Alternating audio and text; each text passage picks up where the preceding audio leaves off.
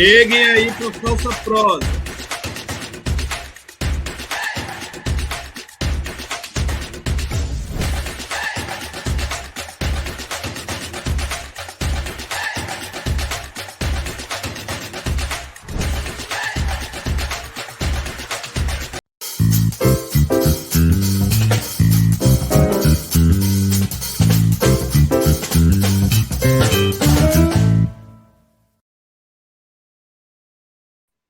Fala, minha galera, fala, rapaziada, Tosanária, beleza?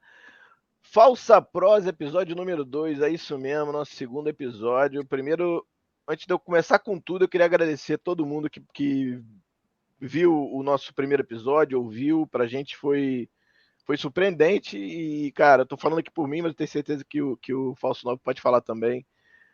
Foi muito legal mesmo a aceitação, então estamos aqui para o episódio 2. Queria falar para vocês que, como eu disse, é um programa de basicamente uma live, mas que a ideia inicial era um podcast. Vai ser um podcast, é um podcast de áudio, vai estar nos agregadores, mas também é a live que a gente faz toda segunda-feira às 20 horas. Hoje, por questões de trabalho, eu não poderei estar durante o horário, por isso que a gente está fazendo esse programa gravado. Então, eu queria agradecer a paciência e o entendimento de todos. Vamos começar? Bom, dia 16 de janeiro é o segundo episódio do Falsa Prosa.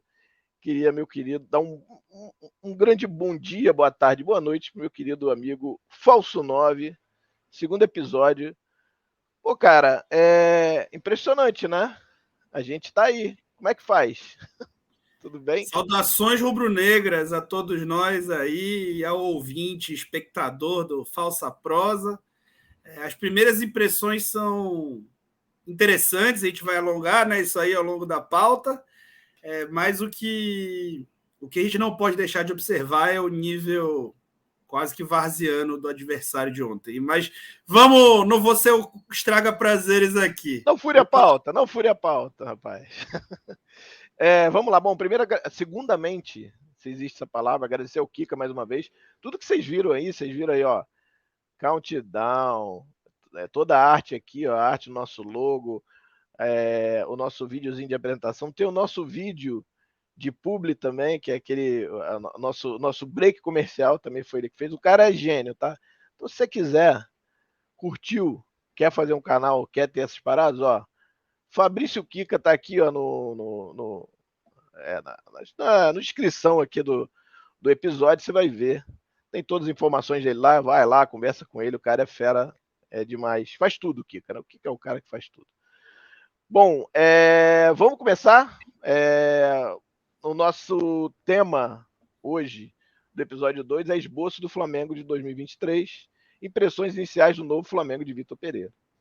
Então, para isso, a gente tem uma pauta que é um pouquinho maior que a pauta da semana passada, que são 4 temas, subtópicos, ou tópicos, no caso. A gente teve 3 semana passada, essa semana nós tivemos 4. Então, o primeiro deles, eu vou falar a pauta, depois a gente vai dentro de cada uma, né? Conversando aqui. Hoje não temos convidados, né? Hoje tivemos uma surpresa no primeiro episódio. Aliás, mandar um abraço pro Mauro César aí, pelo carinho, por né, ficar com a gente quase uma hora aqui. A gente sabe o tempo dele não é brincadeira, não é fácil. Então, um grande abraço para ele. A gente é muito fã e, ficamos mais ainda depois disso, né?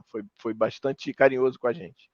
Bom, vamos lá. Falando da primeira pauta, o tópico número 1 é uma pergunta bem simples, que é uma discussão que está tendo até ontem e hoje no Twitter, que é: já dá para dizer que mudou alguma coisa ou ainda é cedo para uma análise? Porque eu já vi que teve analista, galera boa, fazendo uma análise dizendo que, cara, sensacional, e vi amigos bons também dizendo assim, não dá para dizer nada. Eu falei, mas peraí, gente, qual que é o bom? Então eu tô aqui com o homem aqui do meu lado, desse lado, o cara que sabe muito, ele vai falar sobre isso. O tópico 2 é: qual o papel de Ayrton Lucas, Varela e Gerson nesse modelo?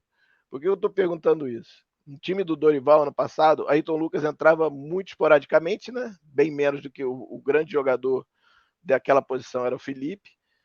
O Ayrton, inclusive, jogava mais até no time B do que no time principal. O Varela praticamente não jogou. E o Gerson é o Gerson que chegou agora nesse esquema, né? De um ano e meio fora, quase. E a gente vai falar sobre isso, né? que é bastante importante, que é o, assim, para mim, não vou nem entrar na palavra, mas para mim de cara, o Ayrton vai, se o Felipe der mole, vai jogar bem menos do que a gente imagina.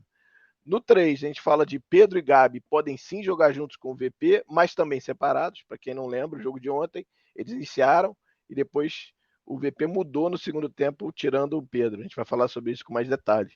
E na parte 4, a gente vai dar nota para os jogadores, né, que entraram e tudo, para o Vitor também. Tem uns videozinhos aqui pós-jogo que são bem legais.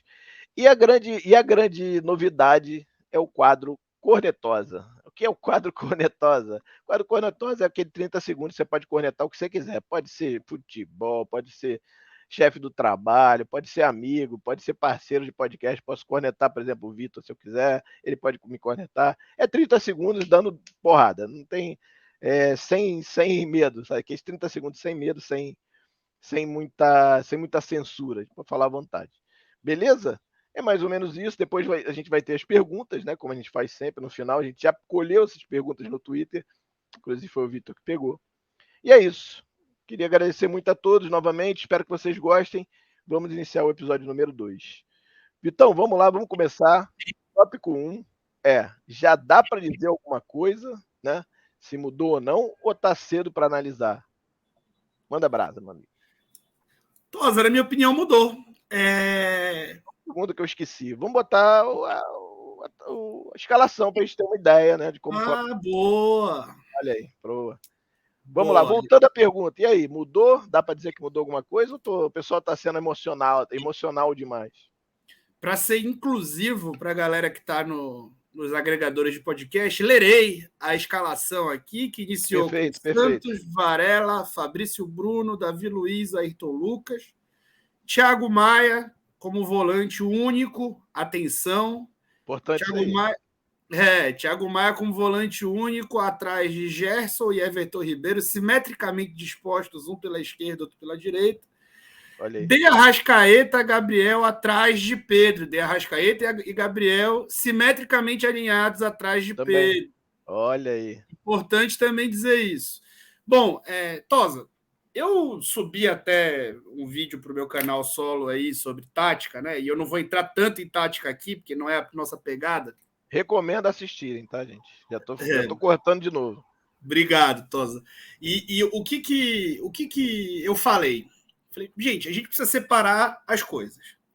Identificar a estrutura de uma equipe, identificar a organização, enxergar a organização, enxergar a mudança e informar que você concorda ou discorda com essa mudança organizacional e estrutural é uma coisa.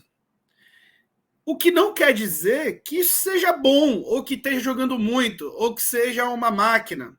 A gente pode dizer, sim, que mudou as coisas, que a organização está aparentemente bem feita, que o rumo está para um time realmente bem organizado, e isso não precisa ser sinônimo de que é uma máquina de jogar bola e que estamos rumo ao bimundial. Então, assim, ontem eu vi até prestar minha solidariedade ao Bruno Pet, colega de análise, fez uma publicação falando a respeito disso, tá legal essa organização, eu até não concordei com o nome que ele deu para a organização, falando que é 4-4-2, eu não concordo. E aí saiu tomando porrada, tipo, os analistas já estão elogiando. Não, cara, ele não está elogiando, ele está dizendo que está organizado, ele não quer dizer que está bom. O fato de existir uma ideia muito clara não quer dizer que essa ideia é boa, necessariamente. A gente vai ter que ver ao longo dos jogos, né? E, enfim, feita essa introdução aí, que eu devaguei um pouquinho a respeito, eu quero só falar que mudou. E é inegável que mudou muita coisa, né, Tosa? A gente vê um time preocupado o tempo inteiro em dar amplitude no campo, né? Independente do tipo de saída de bola, por exemplo, primeiros minutos do jogo, antes de abrir o placar, o Flamengo usou os 4 homens de defesa para fazer a saída de bola. Então, abriu Ayrton e Varela e manteve os 2 zagueiros com eles, no sentido de atrair a Portuguesa para abrir espaço por dentro. Segundo gol, inclusive, nasce com um passe vertical por dentro do Gerson, diretamente ao Pedro. E uma coisa curiosa do segundo gol é o quê? O Gabriel está interpretando a do Pedro, centralizado, na hora que o Pedro recebe, o Pedro carrega O Pedro recebe, gira e tem uma avenida na frente dele. Aí o que ele faz? Carrega na vertical, claramente uma instrução. Não carrega dobrando, indo para a direita, que é o lugar, espaço vazio. Carrega na vertical. O Gabigol percebe que ele está identificando errado o espaço ali, ele percebe que ele está posicionado errado e sai correndo numa diagonal na frente do Pedro, nem tão rápido assim, e abre, recebe a bola e faz o gol. Claro que o gol aconteceu muito por conta do nível do adversário, repito, mas claramente indícios de estrutura. Aí, quando o Flamengo conseguia sair ali de uma pressão que ele mesmo criava para tentar explorar esses passos por dentro, explorar essas transições rápidas, como aconteceu. Lembrando que essa transição rápida aconteceu mesmo o gol tendo saído da bola do Santos, né? Saiu no tiro de meta e foi gol. E mesmo assim foi uma transição rápida. Bom, dito isso, o Flamengo conseguiu, em outro momento, baixar o Thiago Maia ou o Gerson, deixar um só volante e fazer um meio de campo ali meio que assimétrico, porque o Everton pela direita não baixava para alinhar com o cara que baixava, e ao mesmo tempo os 5 ficavam presos ali na frente.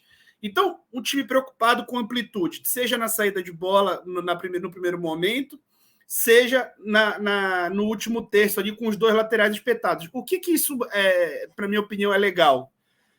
Porque tu tá mais preparado para perder a bola.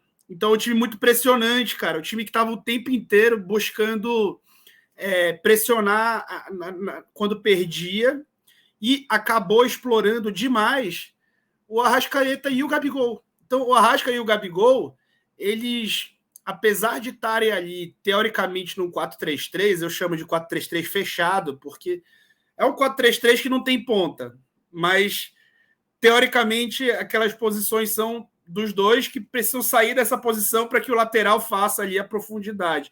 Então, um 4-3-3 fechado, na minha opinião. E mesmo com esse 4-3-3, potencializados, né? Arrascaeta e Gabriel. Então, eu acho que é muito promissor o trabalho, Tosa. Muito promissor e, de novo, muito simples as ideias. Assim como eram simples as ideias do Dorival, só que o sistema que tentava ser imposto era mais complexo. Então, eu tô otimista, cara. E eu queria ouvir de ti. Tu tava no campo, entendeu? Então, eu fui. A tua impressão é soberana. Mais ou menos. Na verdade, talvez por estar lá e não vendo da TV, mas a minha capacidade de análise é muito menor do que a tua. Mas vou tentar.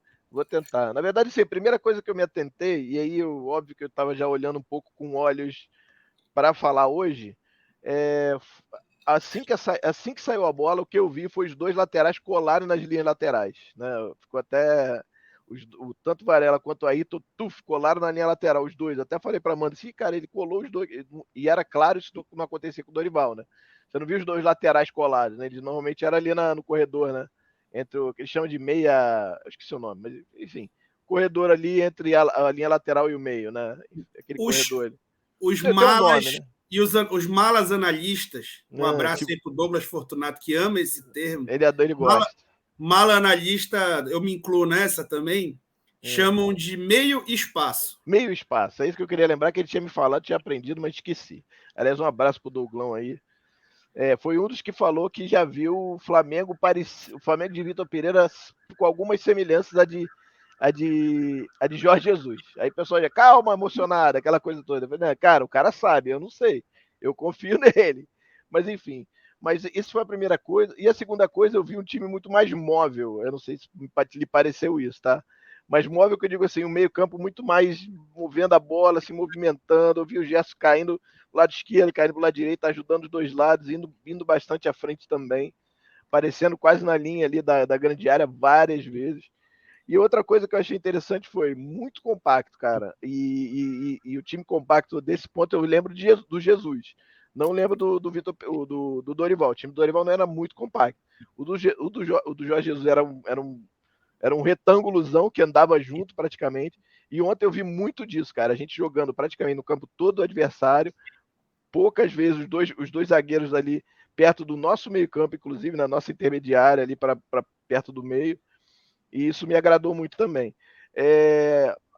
achei muito legal, assim, acho que é difícil falar de mudança, né, mas se você olhando, por exemplo, eu lembro de ver o time do Dorival e eu lembro e do time que eu vi ontem, então eu vi uma diferença até relativamente grande, principalmente essa questão dos dois laterais petados, né, que se chama colados nas laterais, do time bem compacto e do time bem móvel, meio campo bem móvel, assim, os caras mexendo muito, sabe, não sei se aí você me corrige, tá? Mas assim, a sensação que eu tinha com o Dorival era que os volantes, principalmente, tinham muito era muito bem definidos. Ó, você vai ficar aqui do lado direito, do lado esquerdo aqui, cobrindo aqui o lado direito, né? Que seria o lado do Felipe, por exemplo. E o Thiago Maia mais ali na frente da zaga, o cão de guarda, assim, na frente da zaga ali. E ontem eu vi pouco isso, apesar de eu entender que o próprio Thiago fazia esse papel muitas vezes, mas ele ia também à frente. Tinha hora que, como eu falei, o time estava todo no campo do adversário e o Thiago estava quase ali na intermediária do time mais à frente até do que o Gerson em alguns momentos. Então, assim, achei bem interessante. E o que joga a bola nesse momento, o Thiago Maia, é sacanagem.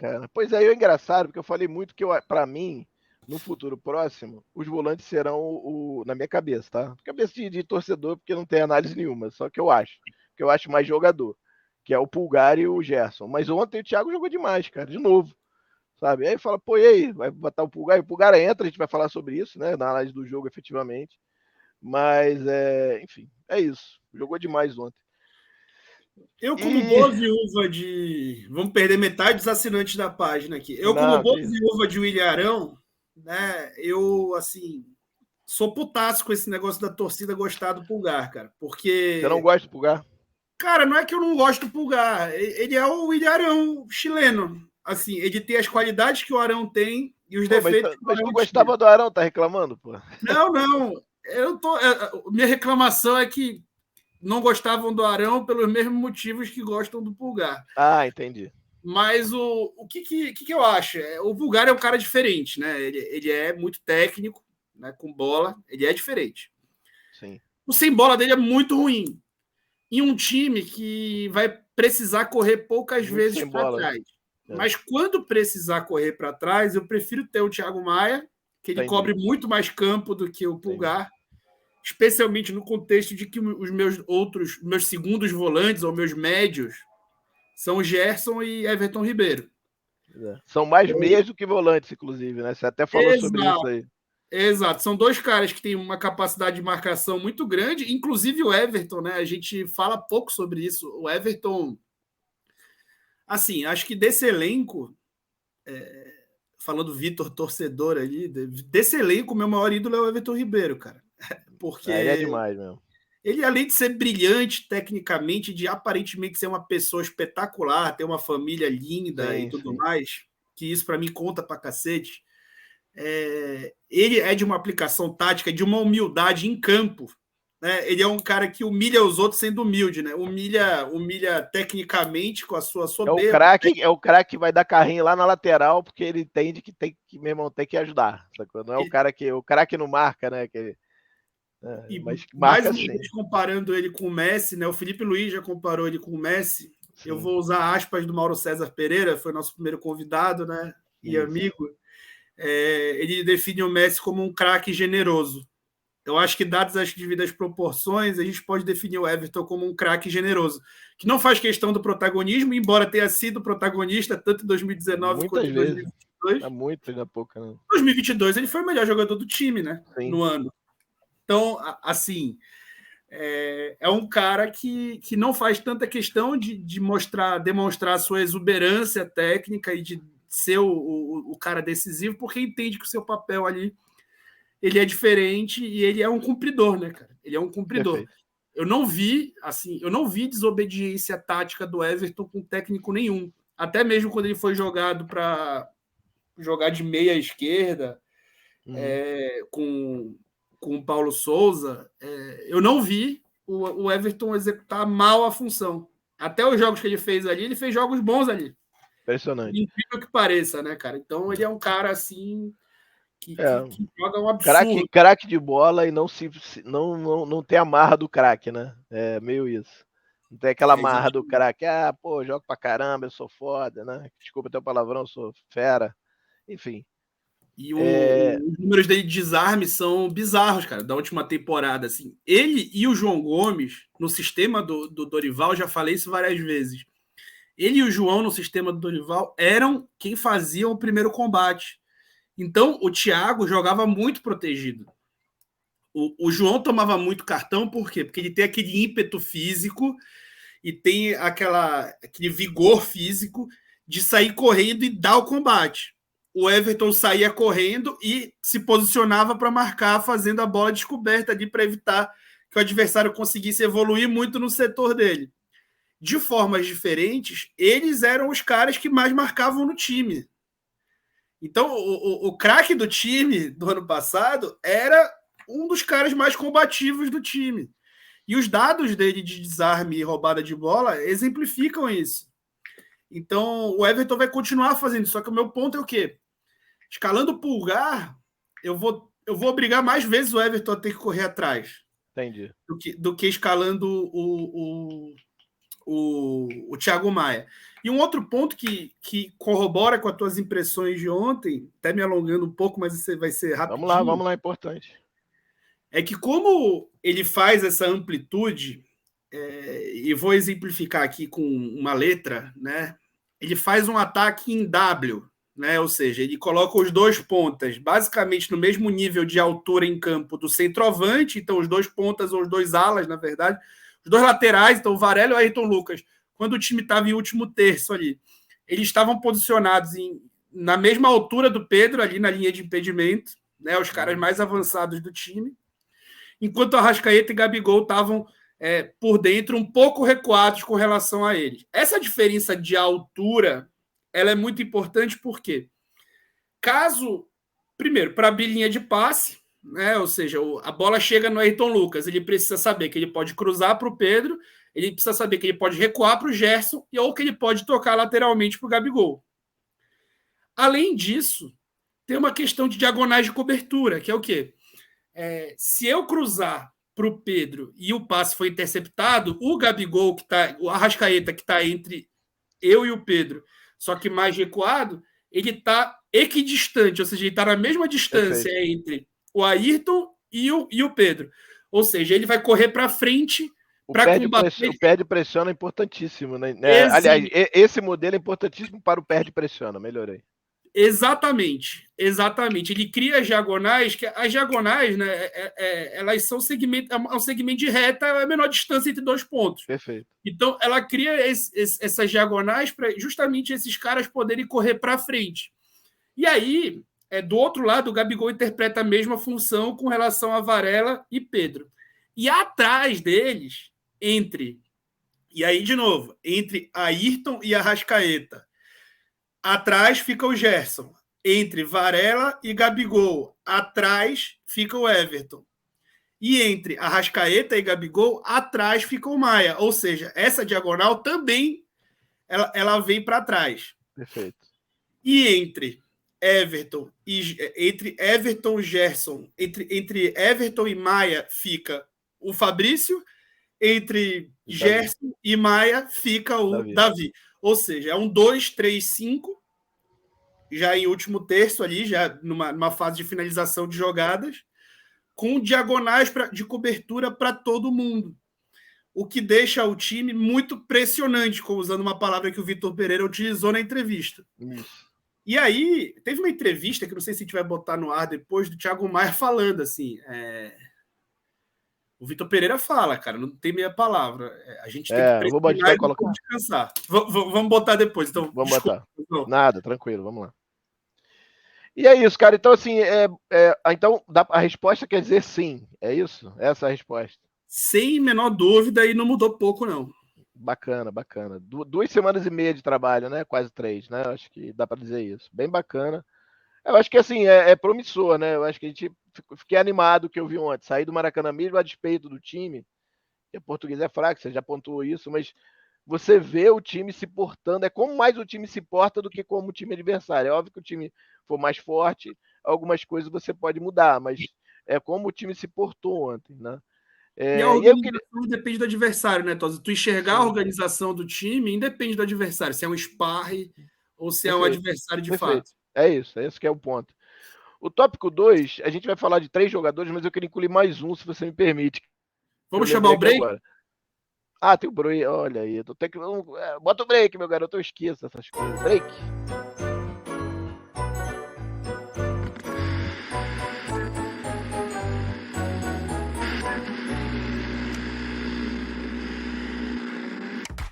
Tá a fim de contribuir? Seja um parceiro do Falsa Prosa. Fabrício Kika nos ajudando mais uma vez. Obrigado, o falso 9, não. O Fabrício Kika, que fez esse lindo vídeo de break comercial. Ó, você que tá aí, tá curtindo, acha legal, quer ter sua marca vinculada, né, procura a gente, né? A informação de contato está aí na descrição, então não esqueça. Você quer nos ajudar, quer aparecer também, porque a gente tem uns canhãozinhos, né, Vitor? Eu tenho o meu canhãozinho, tem o seu, aí ajuda. Beleza? Vamos seguir então. Ó, tópico 2, a gente ia falar basicamente de 3 jogadores que entraram ontem, mas eu queria botar o quarto, se você me permite. Pode nem colocar ele no GC, mas eu vou falar aqui, que é o Fabrício Bruno. Que o Flamengo jogou basicamente, principalmente na era Dorival, com uma dupla de zaga que era Davi Luiz e Léo Pereira. E o Léo não jogou ontem, jogou o Fabrício. E aí o que aconteceu, né? Obrigado, perfeito. O que aconteceu? O Davi foi para a esquerda e o Fabrício jogou na direita, que é o contrário do que estava sendo jogado. Então eu queria falar sobre ele também, que entrou, acho que entrou bem, fez gol ontem, acho que entrou bem. E aí falar dos outros jogadores, né? O Gerson é a primeira vez que joga com o Ayrton, com o Vitor, e nesse time, depois de 1 ano e meio, voltando com uma bagagem europeia muito legal.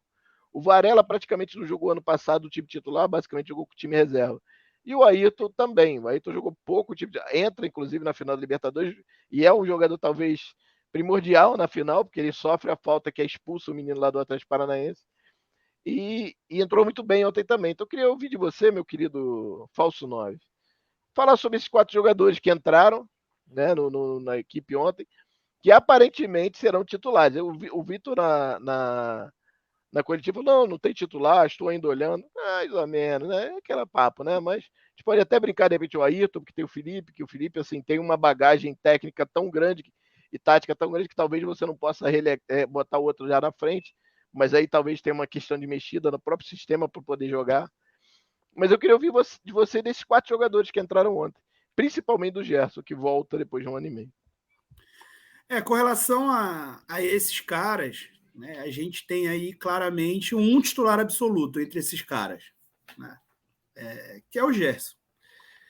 E assim, o nível de upgrade, né, com todo respeito ao João, tá? O João é um pitbull, é um jogador que merece toda a idolatria que conquistou com relação à torcida e tudo mais. E, dito isso, né, feitas todas as ressalvas e elogios ao João Gomes, a saída dele do time para a entrada do Gerson nesse sistema, ela representa talvez o maior upgrade que o futebol brasileiro teve em uma posição, em um time, né? Então, o Gerson transforma a janela do Flamengo sozinho, o Gerson sozinho transforma a janela do Flamengo na melhor do país. E por vários motivos, cara. A exuberância técnica dele, eu acho que fala por si, né? A plasticidade de vê-lo em campo, a identificação dele com a torcida, são coisas assim bizarras, né? de boas.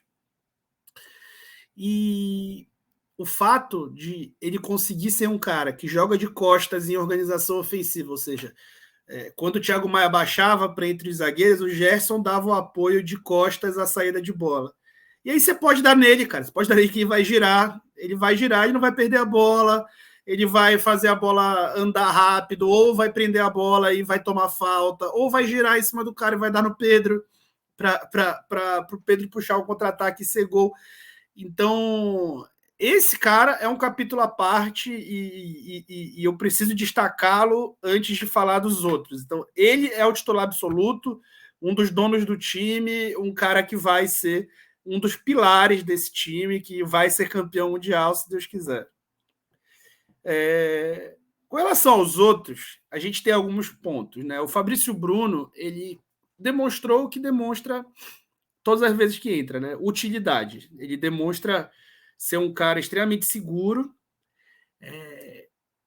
Eu sou falso 9, ele é falso lento, né? Ele é um cara rápido, que aparenta ser pesado e ele consegue fazer as coberturas muito bem, muita aplicação tática, um físico muito bom para bola aérea também, né? Então ele é um cara que dá uma segurança na defesa, mas não creio que será titular, tá? Por algumas razões, assim. Primeiro que eu sou um homem de fé e eu acredito no Rodrigo Caio.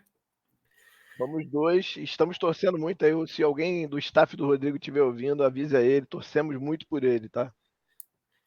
O Rodrigo, cara, o Rodrigo eu já falei no último programa e repito, o Rodrigo é um jogador de Real Madrid, de Barcelona, de Bayern de Munique. O torcedor do Flamengo que fica impaciente com as lesões dele, talvez tenha que entender que se não fosse elas, ele não teria jogado nunca no Flamengo. E por melhor que seja o Flamengo, por maior que seja o Flamengo, que é um pleonasmo para a gente falar sobre isso. Então, o Rodrigo Caio é um cara que eu acredito, até porque ele não sente o período de inatividade. Quando ele está inativo e volta, ele volta bem.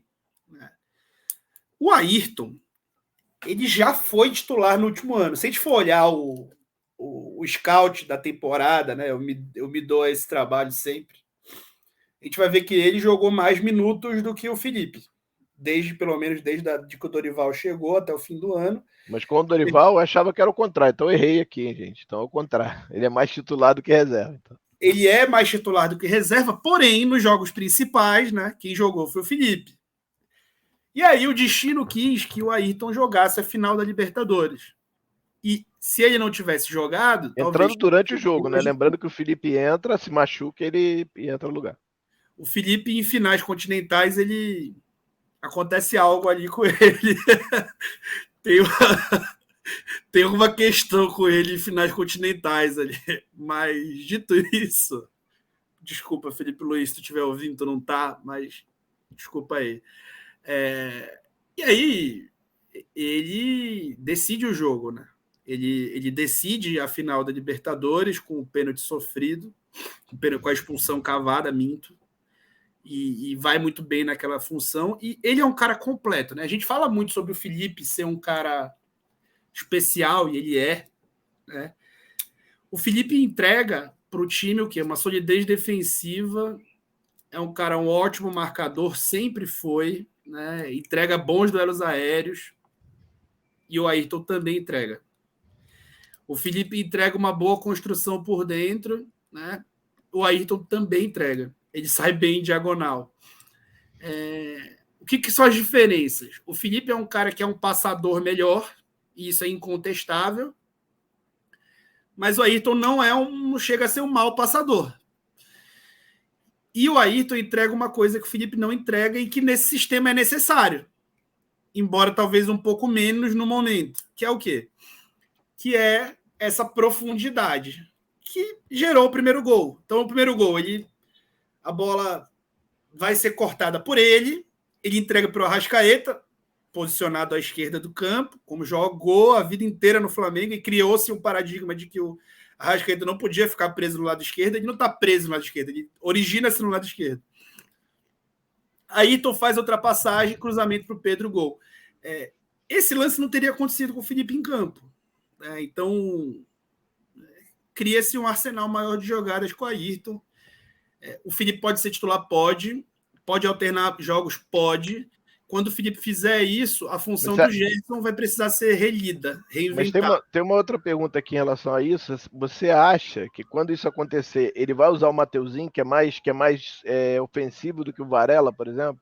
Você vê que entra o Mateuzinho no segundo tempo, a gente vai falar sobre isso, e faz até um bom papel. Tem acho que no terceiro ou quarto gol, acho que terceiro, se eu não me engano, não, quarto gol. A metida de bola do Gabi, linda, inclusive, para ele vai, dribla, cruza e o Thiago faz um bonito gol, inclusive. Você acha que é possível? Bom, beleza, vamos jogar o Felipe, mas, vou botar quem vai ser o ponta, entre aspas, ou o lateral que vai mais, vai ser o Mateuzinho, por exemplo.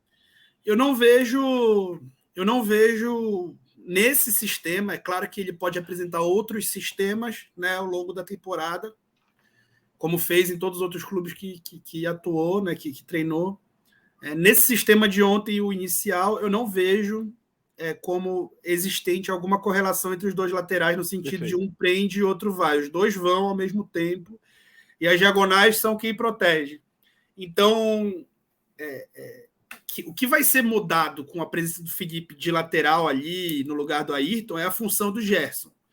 O Gerson vai ter que deixar de ser esse cara que fica atrás ali, na diagonal de cobertura, defendendo eventuais perdas de bola, de Ayrton Lucas dando amplitude e Arrascaeta dando apoio por ali. Ele vai ter que passar a ser quem dá a amplitude, como fez no Olympique por muito tempo. Então, o Gerson vai ter que fazer uma saída em diagonal, dando amplitude pelo lado esquerdo, que é o que o Dorival chegou a imaginar com o João Gomes na última temporada, tentou o Vitor Hugo por ali, e não conseguiu com nenhum dos dois. E o Gerson é um cara que naturalmente vai fazer isso, é um canhoto que protege muito bem a bola, que tem força física, capacidade de arrastar todo mundo, de ir até a zona morta do campo ali, pro lado esquerdo. E aí, quem vai passar dessa amplitude vai ser o Gerson, o Arrascaeta ao lado dele, e o Felipe Luiz vai se comportar como um, aspas, volante ali nessa função com bola, que é a melhor função dele, atacando por dentro ali, alinhado com o Thiago Maia e com o Everton Ribeiro. Que ele fez algumas vezes com o Dorival, né? Eu vi várias vezes ele quase como volante, várias vezes meia, né? Meia volante ou até um pouco mais meia esquerda às vezes, né? Trocava seria com volante ou com meia ponta, né? Ou com a Arrascaeta, ou fazer uma troca, enfim. Exato. E o Flamengo tem outra opção também no elenco, né? Tem o Ramon que voltou, né? O Ramon que é um xodó da torcida do Flamengo. E ele pode ser uma terceira opção, mantendo o padrão do titular. Então, dependendo do jogo que o Ayrton não jogar, se não tiver o Gerson, é possível que o VP nem queira o Felipe, queira o Ramon. Isso vai acontecer ao longo da temporada, provavelmente, se o Ramon ficar, né? A gente não sabe se vai ficar.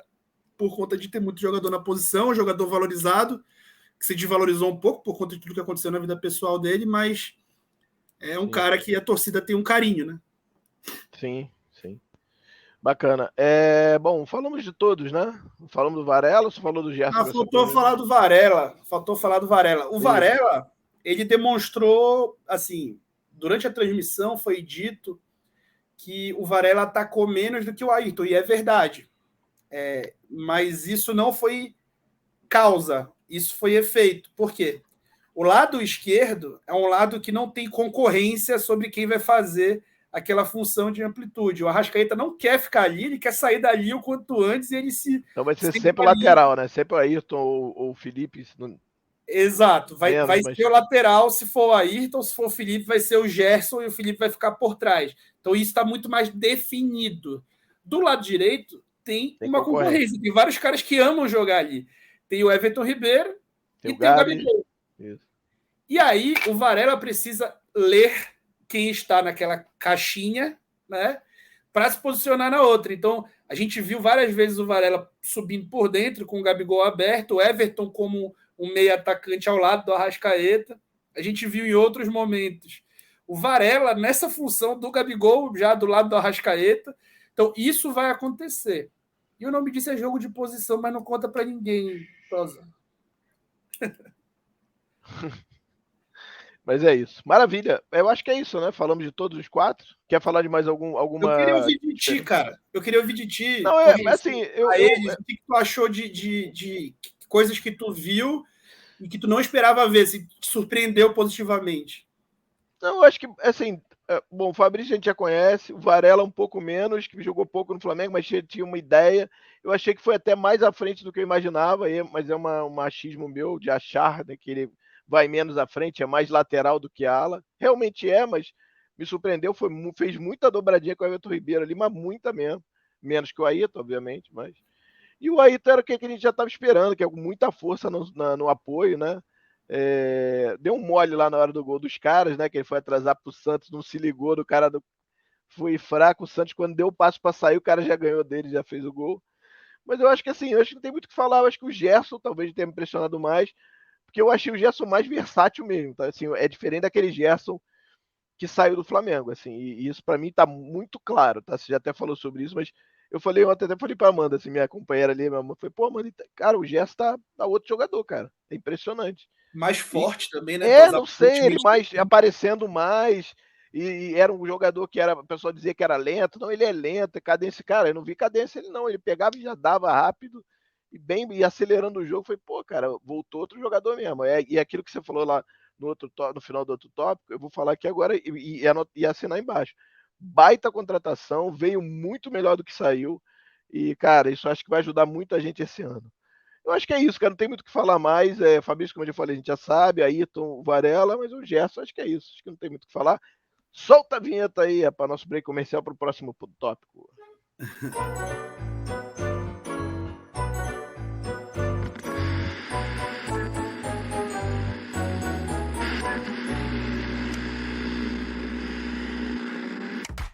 Tá a fim de contribuir? Seja um parceiro do Falsa Prosa. Atenção, anunciantes, hein? Atenção, anunciantes. Bom, o nosso próximo tópico da pauta é: Pedro e Gabigol podem jogar juntos? Sim. E também separados. Ontem, né, a pessoa falou muito antes, né, aquela coisa toda, mas o Vitor Pereira não gosta de dois centroavantes ou dois atacantes, ele joga sempre com centroavante de referência, e joga com pontas e tal, etc. Ontem ele meio que deu uma desmistificada nisso, que na verdade joga com o que ele tem, da forma que ele tem, ele tenta tirar o melhor deles todos, isso foi ele falou, inclusive, em entrevista, e ontem me pareceu muito isso. Assim, aí eu volto a falar assim, me perdoa até passando você à tua frente, ele começa com um time muito parecido que eu digo, nossa, você vai escalar, mexeu uma outra peça no time do Dorival, né? Praticamente, Gabi, Pedro e tal. Durante o jogo, na hora da saída da bola, você já viu que já era um pouco diferente. Mas jogaram juntos e jogaram bem. Gabriel meio que como meia até, fazendo alguma. Me corrige, tá? Se estiver falando besteira, por favor. Mas me pareceu mais um meia do que um atacante, né? E rodando ali atrás do. Até às vezes atrás dos volantes, né? Vindo buscar bola, fazendo A mesma função do Arrascaeta com bola, cara. A mesma Isso. função. Exato. É aquilo que você falou, dos dois alinhados. Aí depois eu até queria que você falasse sobre o que pareceu para você, né? O 4-1-2-2-1 ou 4-1-2-1, sei lá, 1-1. Enfim, aí aqueles números lá, mas pareceu, né? Que os jogadores bem alinhados, enfim. E, cara, e jogaram muito bem, eu achei. Eu acho que Pedro é o artilheiro, inclusive se eu não me engano, no terceiro gol, no segundo, ele faz, acho que no segundo, que é o gol do Fabrício. Ele faz uma jogada linda, que a bola sobe para ele, dá aquela virada, cruza, a bola passa na frente da linha do gol e o Fabrício já estava ali esperando, só empurra. E o Gabi deu metida de bola, cruzou, fez diagonal longa, deu passe. O Gabriel tá o meia, né? O camisa 10 do time, não tem jeito.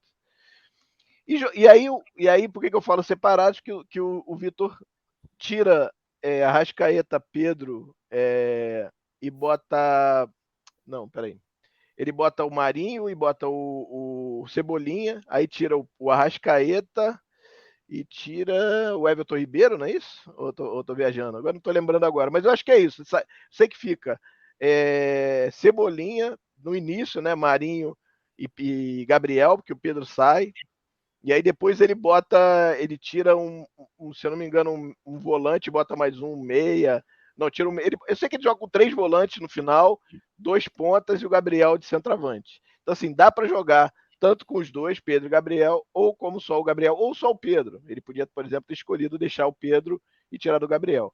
Não sei se a tua leitura é essa. Ele mostrou ali pra gente um cardápio, o cardápio é aquele o de entrada ali, né? 2 entradinhas pra gente, ó. Você pode escolher essa aqui ou essa aqui. Né? Ficou na tua cabeça isso também ou eu viajei aqui? Não, você está certo. E termina o jogo com Santos, Mateuzinho, Fabrício Bruno, Davi Luiz e Ayrton, Thiago Maia e Pulgar alinhados. Vidal de meia, Vidal né? à frente deles, abertos Cebolinha e Marinho com Gabigol centralizado. Então ele termina o jogo num 4-2-3-1. Ele inicia o jogo numa espécie de 4-1-4-1 ou 4-3-3 fechado, ou sei lá o que a pessoa escolher, dependendo do momento que ela bater a foto. Se ela bater a foto na organização defensiva, ela vai enxergar um 4-4-2. Se bater a foto na saída de bola, vai enxergar um 3-2-5. Se bater foto na organização já no último terço, vai enxergar um 2-3-5. Então, eu enxergo como um 4-1-4-1 ali, mais geral. E esse 4-2-3-1 muito claro quando entram os pontas, né? E é uma formação que, na minha impressão, Tosa, ela ficou, digamos, para contextos de vitória. Então, se eu estou ganhando... essas coisas, né? Você marca, reforça o meio, abre 2 pontas espetados, precisando, ó, já larga no desafogo e vambora. Porque o time ficou descansando ali, marcando mais baixo, num bloco médio baixo, e marcando com um homem a mais, né? Enquanto o jogo estava ali no primeiro tempo, eram 2 linhas de 4 na marcação, com a Arrascaeta fechando pelo lado esquerdo na linha de meio, que é como ele fez 2019 inteiro. 2020 também. Quando o time muda e ele entra com os pontas, ele faz um 4-2-3-1 muito claro e marca num 4-1-4-1. Então ele marca com o Pulgar fica entre as 2 linhas e aí ele marca com uma linha inteira de Cebolinha, Vidal, Maia e Marinho. Só o Gabriel fora dessa linha de marcação. E mesmo assim, bastante voluntarioso. E ainda assim ele deixa um centroavante rápido, se a gente pode dizer. Caso precise também de ele muito mais rápido que o Pedro, você não tem a dúvida, né? Faz sentido ser um cara mais móvel do que um centroavantão de referência lá, porque ele vai ficar impedido o resto da vida ali, né, normalmente. Ou vai ter dificuldade na hora de velocidade, né? E tá ganhando o jogo, né? E tá ganhando o jogo, então, assim, tá ganhando o jogo. A função ali, dá a bola no Gabriel, o Gabriel aciona um ponta ou dá direto no ponta, e o Gabriel vai finalizar a jogada, o Vidal vai chegar atrás dele. E aí eu acho que a função do Vidal no elenco, ela passa a trazer pra gente uma impressão diferente, né? A gente mais como meia que como volante, né? Exato. Muita gente pede que o Flamengo contrate um reserva pro Arrascaeta. Assim, eu não sou dessa turma. Eu não sou dessa turma. Polêmico, hein? Atenção para o primeiro corte agora do episódio. Boa. Pode seguir aí, segue aí. Não, introduz porque vai virar corte. Manda brasa. Eu não sou da turma que gosta de ficar pedindo um reserva para o Arrascaeta. Primeiro, eu não acredito na clonagem de atletas, né? O atleta é um ser humano que não pode ser clonado, você não vai contratar um cara exatamente igual ao Arrascaeta, até porque é raridade no futebol mundial um cara nesse perfil. De acordo. Segundo, que o Flamengo tem vários caras, cara, que podem jogar ali de uma forma diferente ou igual, podem jogar ali. Então, o Flamengo é um time que tem 2 meias titulares, né, que é o Everton Ribeiro. Tem o Gerson, que é um puta de um meia também, que joga pode até fazer uma posição parecida, né? O pessoal agora, ontem eu acho que deu para mostrar para gente que até isso dá para fazer também. Exato. Tem o Cebolinha, que é o reserva imediato do Arrascaeta, especialmente agora que ele está consolidado jogando pelo lado esquerdo. E o Cebolinha é um cara que as pessoas subestimam um pouco, porque acham que ele não é capaz de entregar passes. O Cebolinha no Benfica, mesmo sendo reserva por muito tempo, ele foi o segundo do time em passe-chave. O Cebolinha produziu por jogo, ele foi o segundo do Flamengo na última temporada em passe-chave, tendo chegado no meio do ano. Tá? O Cebolinha entrega uma quantidade de passe-chave por jogo muito parecida com a da Arrascaeta. Passe-chave é aquele passe que gera finalização. Então, ele é um jogador extremamente vertical, que arrisca bastante e que tem 1 contra 1. Aí ele é um ponta. Cara, ele é um cara que pode jogar pela ponta porque ele tem 1 contra 1 e tem velocidade. Mas ele é um cara que também pode jogar por dentro se precisar, se necessário for. Então ele é um cara que também pode ser reserva do Arrascaeta. Não preciso de um cara por dentro. Vitor Pereira já mostrou que o Vidal pode ser um desses caras. Não quero nenhum deles. Cara, tem o Matheus França, que é um fenômeno, que está no banco. Você não vai dar espaço para esse cara jogar. Também, né? Hugo, o Vitor Hugo se lesionou numa fatalidade incrível, né? E vamos ver quanto tempo vai ficar fora. Mas tem muita gente, cara. Então, assim, no final das contas, tem mais gente para a posição do que a gente podia imaginar e não precisa, né? Então, faz algum sentido o Flamengo não se preocupar tanto com essa posição. É isso? Faz, cara, faz. Assim, eu me preocuparia muito mais em ter uma reserva para o Pedro. Este, sim, não tem reserva no elenco. Ou tem o Mateusão, mas o Mateusão é um negócio que eu vou deixar para falar daqui a 2, 3 programas, quando a gente tiver mais rodagem, a gente vê se vai acontecer com ele o que aconteceu próximo ao que aconteceu com o Rodrigo Muniz, por exemplo, que foi lançado ali num Carioca explodiu e foi aí... lançado no Brasileiro. O Rogério Ceni foi contestado, escorraçado, tudo mais. Depois ele entrou no Carioca, se tornou um cara que começou a tirar espaço do Pedro, que era reserva. Agravou aquilo que Pedro no próprio Brasileiro fez gols assim, pô, teve um golaço que ele fez contra o Bragantino, o Flamengo perde o jogo com um gol no final, mas ele, o Flamengo tá perdendo 2-0, empata com ele jogando demais, fez 2 gols inclusive, né? Exato, e era um cara ali padrão exportação, né? O cara que vencia duelos aéreos. Os números de vitória em duelos aéreos do Muniz eram parecidos com o do Peter Crouch, aquele gigante inglês. Caramba. Por isso que ele foi para a Championship, aí foi para a Premier League com o Fulham, só que tem o Mitrovic titular, aí agora foi emprestado ao Middlesbrough, começou como titular bem, e agora saiu do time, está no banco do Middlesbrough. O Middlesbrough está muito bem na Championship, pode conquistar o acesso. Bacana. Vai ser o segundo acesso seguido aí do Rodrigo Muniz na Inglaterra. Vamos ver como que vai durar. Mas, sem tangência ao tema, vamos entender se o Mateusão consegue entregar algo parecido a isso, porque o Mateusão sem bola, ele fez um ótimo jogo na última quarta-feira. Assim, ele é um cara que ele conseguiu entregar coisas que o Pedro não consegue sem bola. Foi um cara extremamente combativo, muito veloz pro tamanho dele. Pelo tamanho, é verdade. Bem lembrado. Muito veloz e muito combativo, cara. A bola ia ficar... A marcação alta dele num nível que, se o Pedro tivesse essa marcação alta, ele estaria em outro patamar de carreira também. Então, enquanto o Mateusão não pode ser uma opção, eu acho que essa opção de reserva do Pedro é a mais emergencial, e aí pode ter um outro lateral direito também, né? Especialmente se a gente imaginar que talvez o Mateuzinho não está recuperado, ou se o Mateuzinho se recuperar, também não precisa de lateral direito. O fato é que jogador bom sempre interessa, mas essa função do Arrascaeta, eu não acho que seja uma função de deficiência no elenco. Entendi, bacana. Olha aí, hein? Polêmico. Bom, falando sobre o Arrascaeta mesmo, eu queria aproveitar, não sei se a gente fala no próximo tópico ou falando dentro desse talvez desse não, que não faz muito sentido agora. Talvez a gente fale no outro.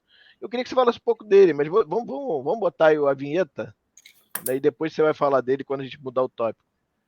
Manda brasinha.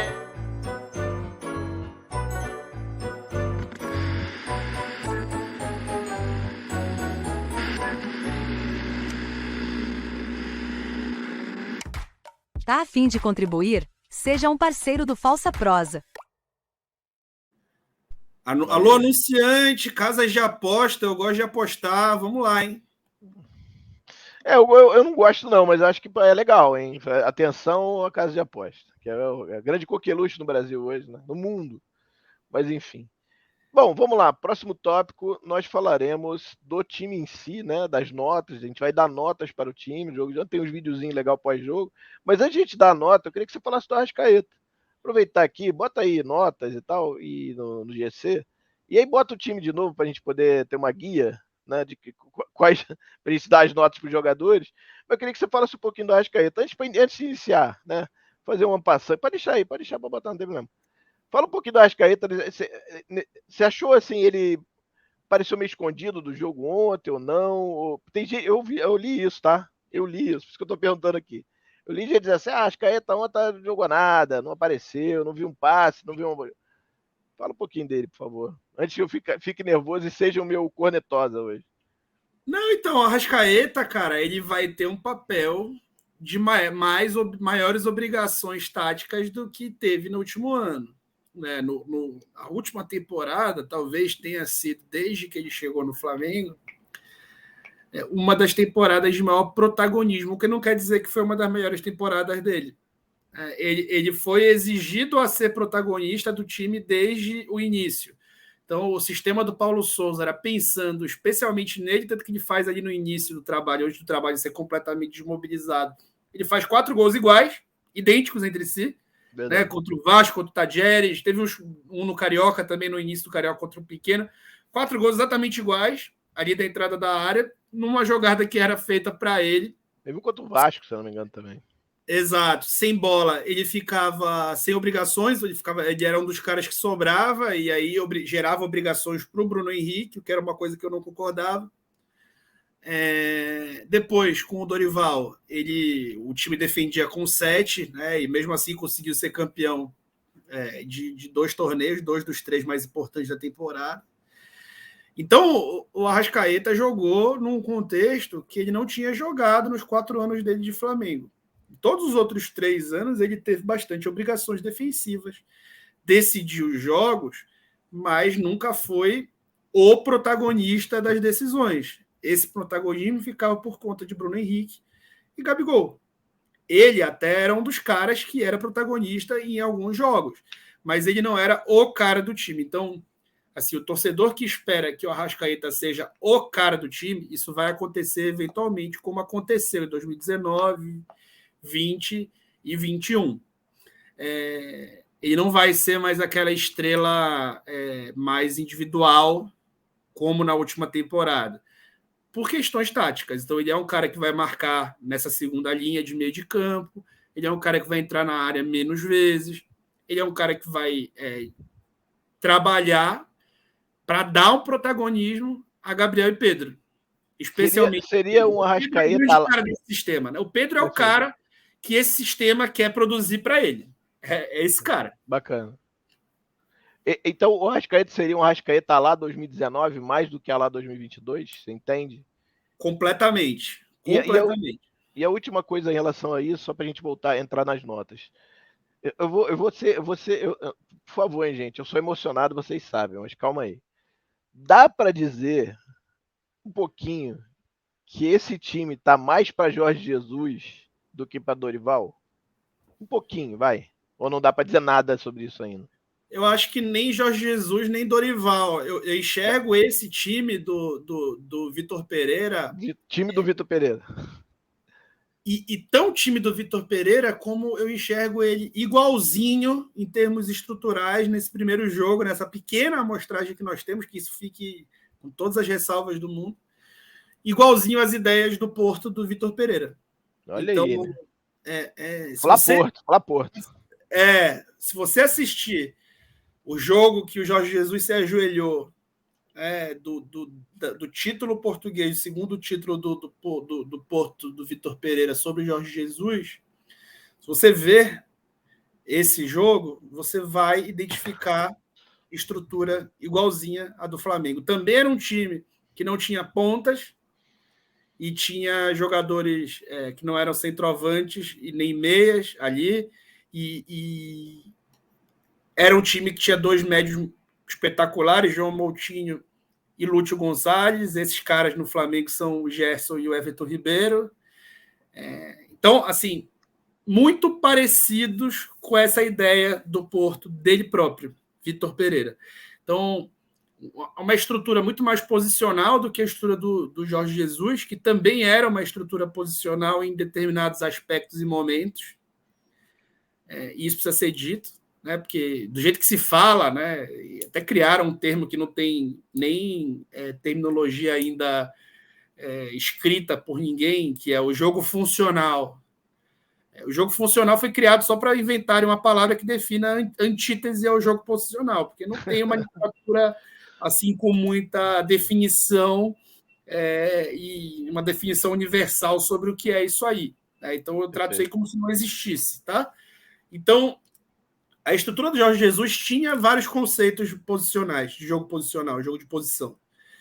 E a estrutura do Vitor Pereira tem mais conceitos nesse sentido.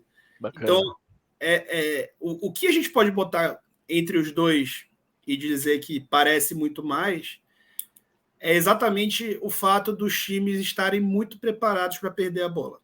Bacana. Que é o tal da bola descoberta, trabalho com a bola descoberta e bola coberta. Né? Exato.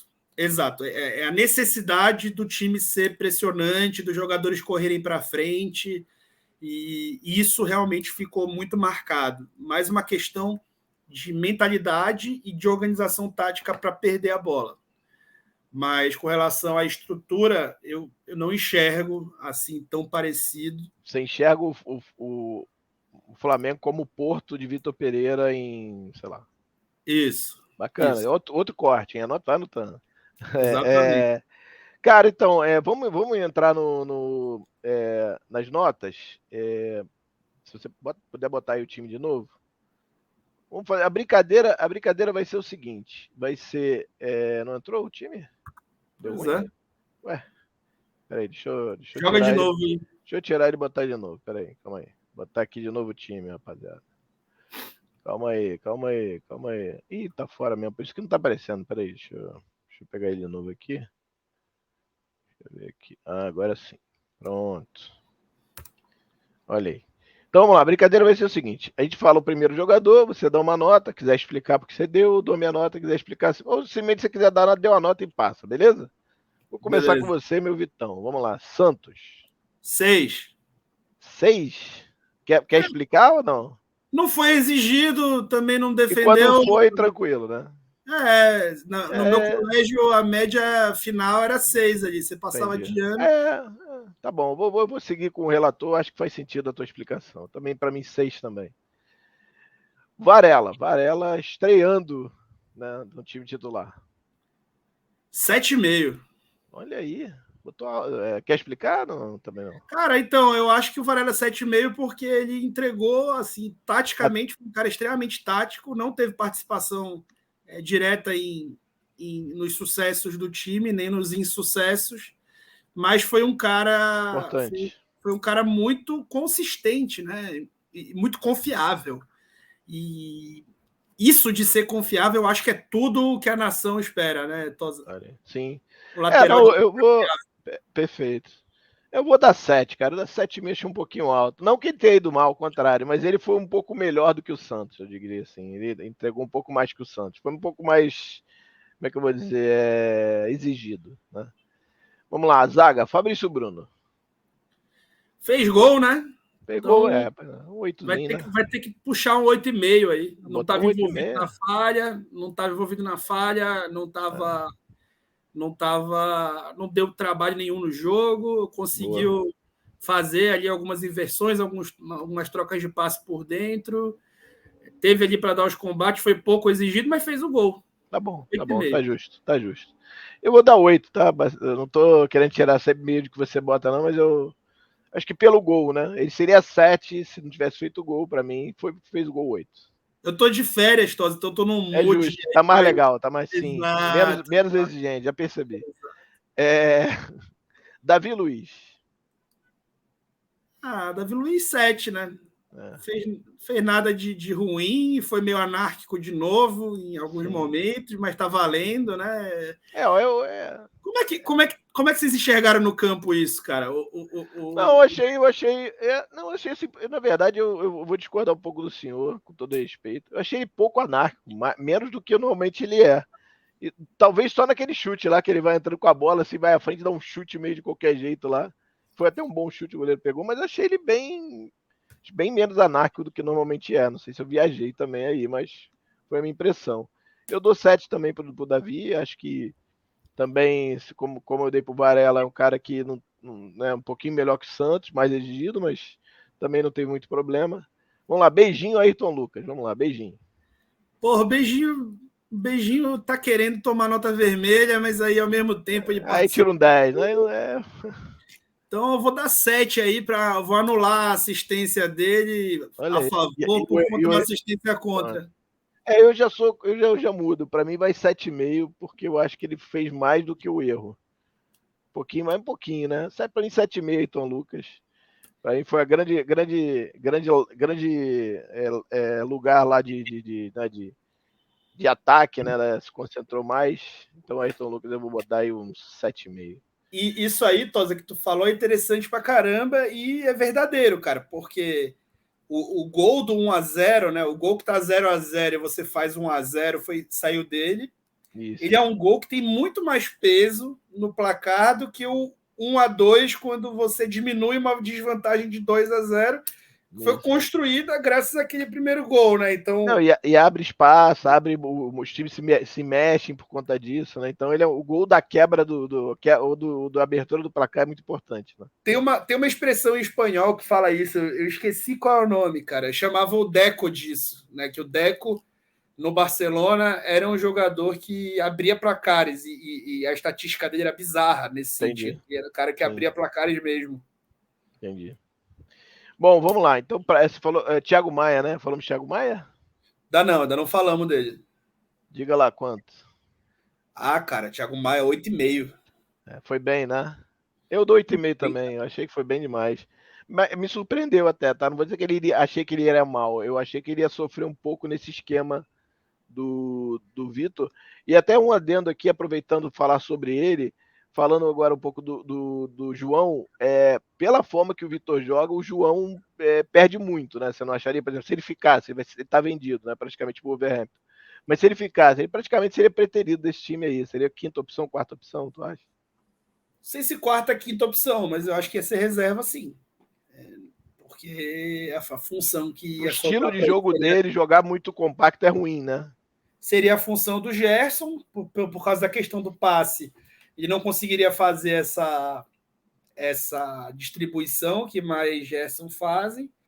E por relação da compactação e do time marcar alto, ele não ia ter tanto espaço para ter esse protagonismo nas recuperações e tudo mais. Perfeito.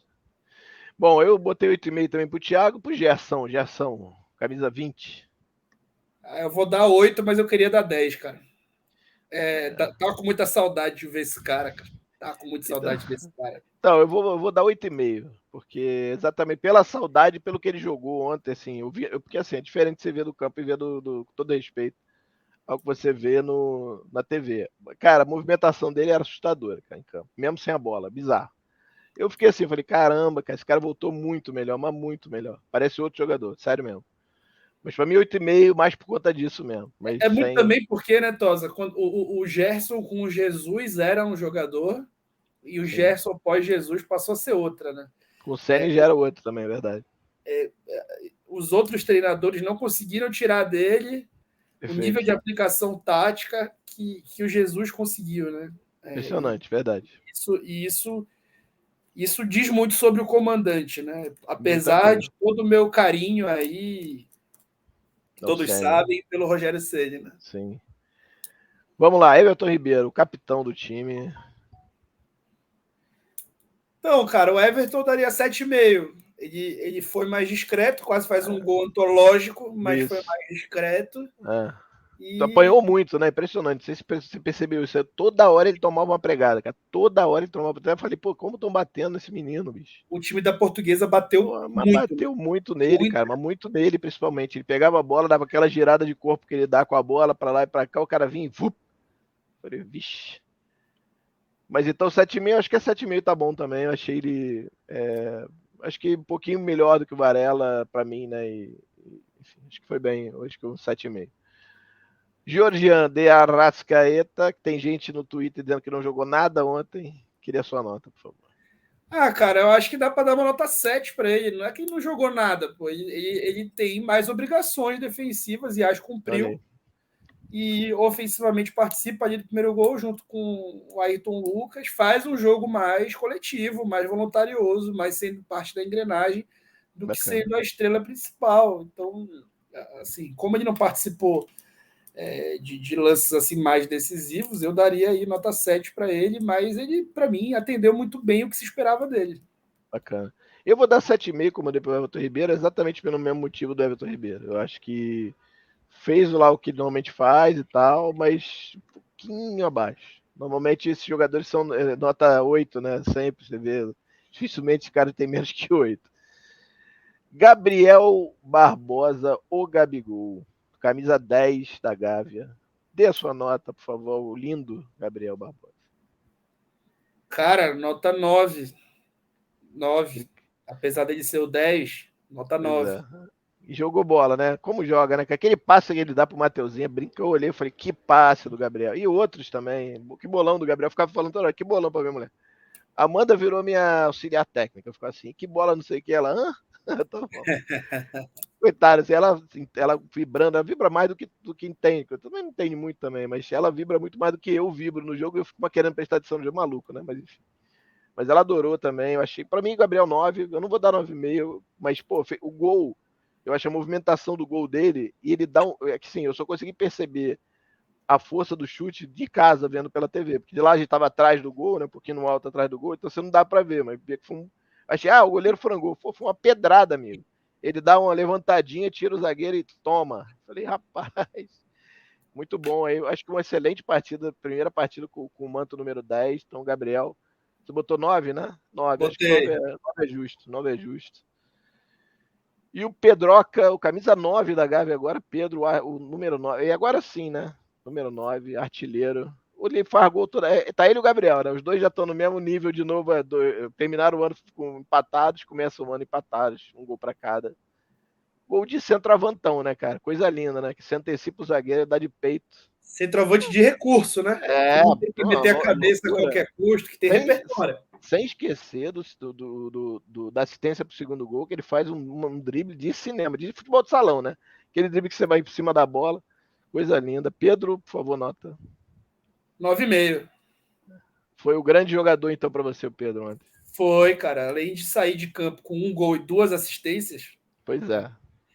ele jogou menos minutos ainda e entregou aquilo que ele sempre entrega, né? Ser a referência.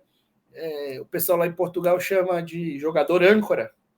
É um cara que você pode jogar a bola nele e você vai ter profundidade, você vai ter isso tudo. E o Segura pro segundo time gol. chegar, né? Impressionante o domínio, impressionante a parede que ele faz. É realmente.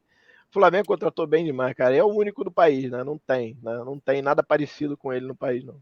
É um Nem na jogador raro seleção, no não. mundo, né? É um jogador raro no Raro, mundo. raro.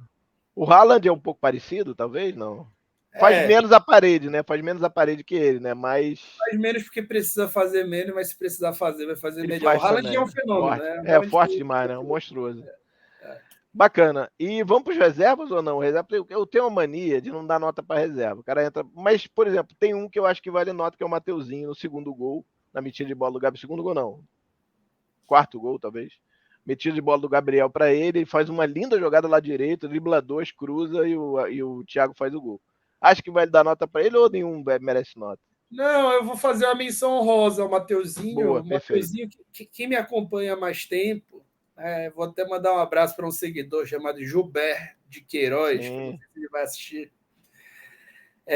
O Gilbert me chama de Mateusista.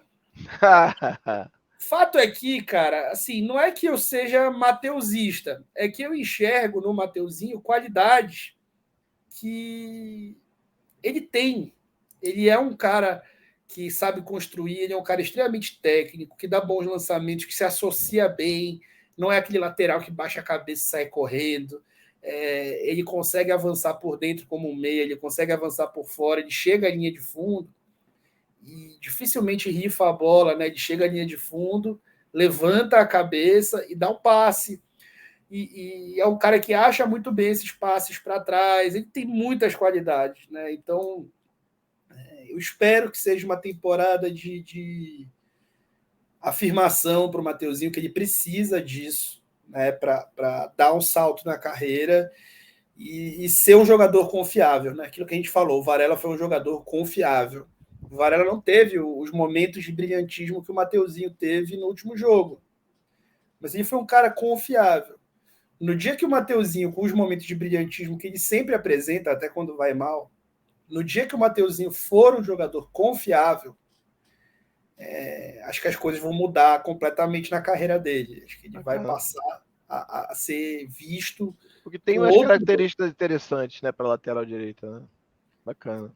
Tem, cara, acho que assim, ele não te lembra um pouco o Léo Moura?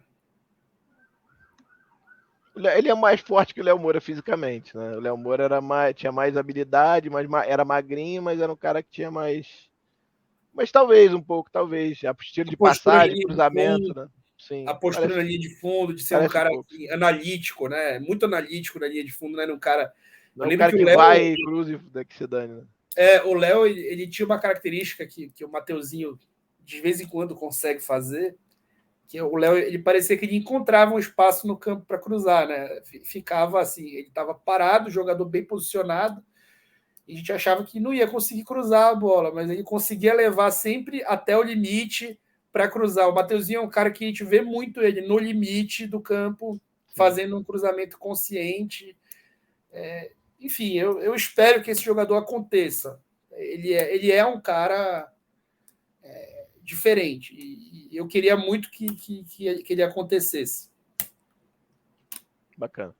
E o último aqui para a gente finalizar hoje as notas, técnico Vitor Pereira. E aí? Primeiro teste do homem hoje, ontem. Cara, acho que nota 8. Acho que o cara...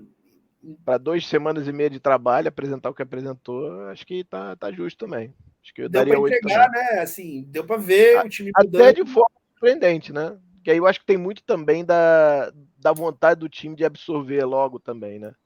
Acho que tem um pouco de cada lado. Tem da equipe técnica dele muito boa, e ele também, tudo, mas dá para ver que os caras querem muito, né? Impressionante. Não sei se pareceu isso para você.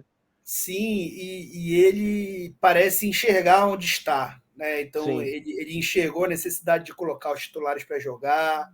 E ele falou isso na entrevista ontem, que vão jogar mais, né? Então vai ter mais jogos aí do time titular. A galera que quer ir no Maracanã, aproveite, hein?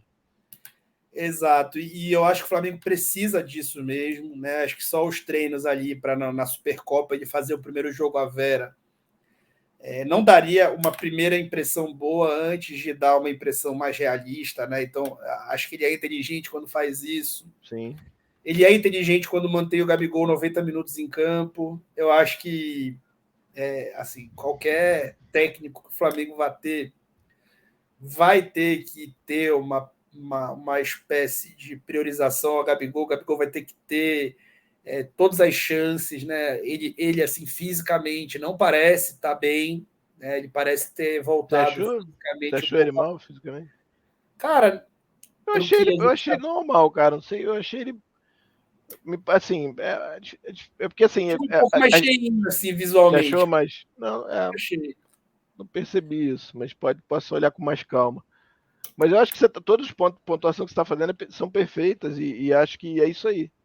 Eu acho que tem que olhar mesmo, porque ele é o principal jogador mesmo do Flamengo e tem que dar a chance que tem que dar mesmo. Só se realmente não tiver jeito. Né? Tem que tirar o cara. Pô, vai menos ou um jogo, ou fazer uma modificação maior um pouco, ou precisa. Beleza.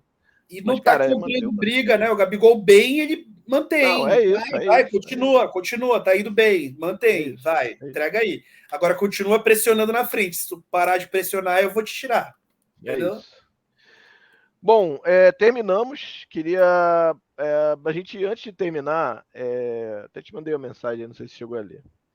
Mas eu queria falar do Cornetosa. O Cornetosa é o seguinte, já falei aqui no início, a gente vai ter a nossa estreia do Cornetosa, que é o seguinte, 30 segundos reclamando de alguma coisa, que você quer dar uma cornetada em alguém, sem ninguém encher teu saco, sabe? E sem censura aqui. Então, se o Vitão vai ter aí, para qualquer coisa, tá? Para futebol, se quiser reclamar do cara, do teu motorista, ou do motorista de ônibus que, pô, sacaneou, não pegou no ponto, ou o cara lá do restaurante que, pô, trouxe a carne fria, ou arroz gelado, né? Ou refrigerante quente, né? Ou você quer reclamar da diretoria do Flamengo que não traz um centroavante e assim por diante. Vou começar então 30 segundos, tem que marcar no relógio. Vou marcar aqui no relógio, deixa eu ver aqui, peraí, deixa eu botar aqui o cronômetro. Deixa eu botar aqui eu vou botar até na tela aqui, cronômetro, deixa eu ver, peraí. Deixa eu ver aqui, cadê? Eu não tô achando aqui agora, mas ver aqui. Põe aí que eu projeto. Não, eu tô tentando achar aqui, deixa eu ver aqui. Não tô achando, mas enfim, eu vou marcar aqui 30 segundos, tá certo? E aí pode confiar em mim que são 30 segundos mesmo, beleza? Quando eu disser já, você começa, tá? Vamos lá. 3, 2, 1, vai. Cara, a minha cornetosa hoje é para escolha, que eu não sei bem se é uma escolha, dos comentaristas de TV aberta do Campeonato Carioca. Vamos fazer uma reflexão? O Campeonato Carioca está sendo transmitido de forma independente há 3 temporadas. E tem comentaristas, e foi transmitido por 3 emissoras diferentes. Primeiro ali a Flá TV e o consórcio lá do Cariocão, depois o Cariocão e agora a Band. e tem comentarista que está comentando nas 3. Por quê, cara? Que qualificação esses caras têm para comentar em qualquer TV? Acabou. Quieto. Acabou. Deu 30 segundos, amigo. É bom que não dá tempo de tomar processo. Não, tem que botar o cronômetro ali. Eu tô vendo aqui no meu celular aqui. Eu vou botar aqui para mim também, para poder... Não, deixa que eu controlo aqui. Vai controlar aí? Mas eu quero me controlar também, que senão não vai dar. Deixa eu ver aqui, cadê? Eu estourei, né? Estourou. Não, um pouquinho. Mas tem que ser em cima do lado. Senão... Vamos lá, 3, 2, 1. Cara, a minha cornetosa hoje vai para o motorista da van de ontem. Voltando do Maracanã ontem, peguei uma van e o cara simplesmente entrou na contramão na avenida da Praça da Bandeira, cara. Parecia trem fantasma, bicho. O carro vindo assim, pô, a gente quase morreu, cara. Aí depois ele começou a andar de ré, coisa de louco. Aí deu a volta, foi igual louco na ponte, cara. A gente, uma van toda cacarecada, a gente com medo danado. Então, ó, minha cornetosa vai para ele, acabou. Pô, quase morri, pô. Tá maluco? Então é isso. Bom, rapaziada, eu vou agradecer a todos aí, como sempre. Vocês sabem que pra gente é uma honra estar fazendo esse programa, tá fazendo um novo projeto. A gente tá feliz com os resultados que a gente teve por enquanto, né, ô Vitão? Muito feliz. Até surpreendente, assim, em uns e outros. A gente hoje, infelizmente, não teve um convidado. Teria um convidado hoje, mas não tem por conta do meu trabalho. Estarei lá na estreia do Big Brother, então não vou poder estar na hora do programa, vou ter que estar lá na Globo. Então a gente teve que fazer hoje de manhã. Então queria agradecer, pedir desculpa ao Vitor aí pela situação, mas eu acho que a todos também. Semana que vem sou eu, pô. Pois é, o pessoal entende, então não vai ter muito problema. Semana que vem tem mais. Queria agradecer o Vitão aí mais uma vez e dar o seu bom dia, boa tarde, boa noite pra galera, pra gente terminar aqui o nosso Falsa Prosa episódio número 2. Obrigado mais uma vez pelo papo. Como sempre, muito bom, né? Espero que a galera curta. Valeu, meu irmão Tosa, e agora sócio também. Muito bom o papo. Assim, esse projeto ele tem me trazido o brilho no olho, a vontade de trabalhar, porque falar do que a gente ama, do lado de um cara especial, tem sido muito bacana, com carinho do público. Estou muito feliz assim, com esse nosso projeto. Mais um episódio aí, dessa vez versão original, só nós dois. Vamos fazer vários desse sentido. Verdade. Espero que o público curta, né? E ter o Mauro César aqui é uma puta de uma honra. Ter o Kika, ter o Pablo, ter o Bernardo, ter quem a gente vai trazer. Que vai já tá spoilando, bicho. Tá spoilando, pô. Para de spoiler, cara. Vai ser muito bom ter os nossos convidados, mas também vai ser muito bom ter os nossos momentos nosso aqui papo, sim. Para manter o nosso papo. Sim. Obrigado. Pô, obrigado. Eu digo mesmo, acho que para mim tá voltando a fazer também um programa com recorrência e, pô, tô muito feliz. E mandar um beijo aí pro Pablito, que é meu irmão, que o Pilar está lá, não morreu, está lá ainda. Quando a gente pode voltar junto também, não teria um problema. Obrigado a todos aí. Vamos dar uma satisfação? Sim, boa, Acho que a gente cobriu todos os tópicos. Perfeito. É só por isso, assim, o pessoal que perguntou, e aí vou mencionar eles, o Gonzaga boa. Pinheiro,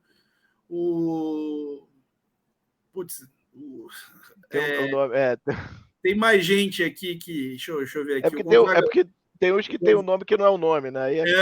O Gonzaga Pinheiro, o Paulo Alexandre, Cairu com K, o Fly MG, o Sincerão, o Eduardo, essa turma que mandou as perguntas aqui no Twitter, isso aí. Ela teve as suas perguntas respondidas ao longo da pauta. Maravilha. Gente, obrigado. Até semana que vem. Vitão, um beijo para você. Fica com Deus. Volta.